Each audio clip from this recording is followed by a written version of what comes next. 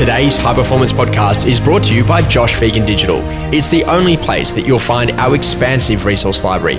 Every form, checklist, visual and dialogue that you'll ever need to systemize your business. Available to edit in PDF to rapidly take your business to the next level. Welcome to High Performance, the podcast featuring Josh Phegan and Alexander Phillips.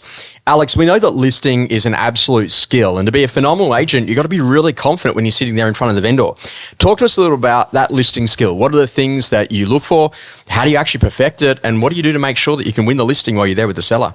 Josh, I think listing skill, a lot of it is actually being fully prepared before you go into it, making sure that you've got a suite or toolbox for everything that may or could potentially come up in that listing appointment, and taking control of it and making sure that the client is always engaged all the way through it. So it's just basically, some listing appointments I've seen or listened to agent, you can see that agents, so you can see the client's actually switched off. It's about just going straight into what they're looking for to get out of it and taking control of it and making sure that you're asking the right questions and responding to them in the right way. But a lot of it is making sure that you're also steering them and giving them the right advice. Our listing appointments are basically based on our process and what we do and how we're going to get the best result, not on why they should use us or we're the number one agent or why you don't use the other guy and bagging out the other agents. Just purely about how we're going to do it, what we actually do behind closed doors to drive up the price, because I don't think the client actually understands what you do.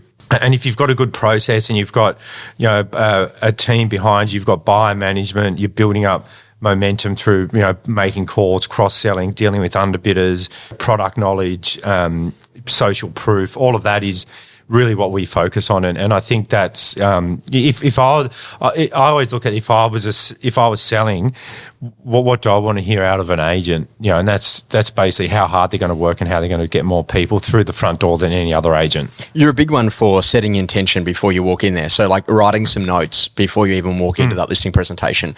What are the sort of things that you're writing those notes? I still do it with every listing appointment. So, every morning when I go into the office, I look at how many appraisals I've got, and I write notes on each appraisal. So I had a look at the appraisal kit that's been prepared for me the day before. I look at the brochures. I look at what brochure of a property that may relate to them. I can talk about a case study of how that transpired, that sale, the buyers that I met there, how those buyers may be, potential buyers for that home, and it also gets you focused. So because I've asked a lot of questions before I've got there. So when they're first called up. So it allows me to make sure that I'm going in razor sharp and really getting in, going straight to the point and making sure I'm progressing that vendor to use us.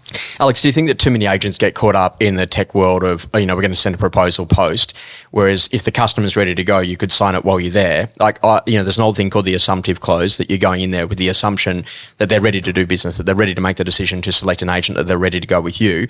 How important is it for you just to be confident that literally someone might be ready to go rather than always having to send a proposal to the client to try to win the business? I think that happens, quite a lot with us, and that's something we've really tried to, enhance our appointments on, because a lot of them we just leave and hope that they'll come back to us. So we are trying to close them out a lot more on the spot.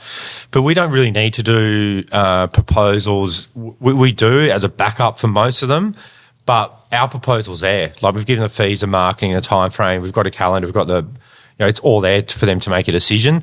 And I think that's also one of the reasons why we get a lot of business, because we come in so well prepared that we've given them everything. We don't need to do two appointments, which I think the client may look at and go, is this person actually knowing what they're talking about? They've got to come back to me with a price or a fee. We just give it to them all in one hit. And I think that also shows confidence and knows what you're talking about.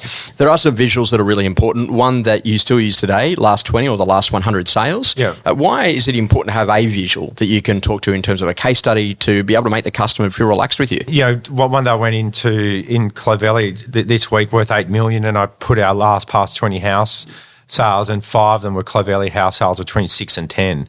So it showed the days on market for each, where the buyer came from, how many buyers we've had through. And I said, well, there's been 250 buyers look at these other 6 properties. I'm sure there's a buyer within there that's going to be buying yours that we know. We know how much they've got. We know how deep their pockets are. So it gives us, it makes them feel comfortable that we know what we're talking about and we've got the buyers there ready to go.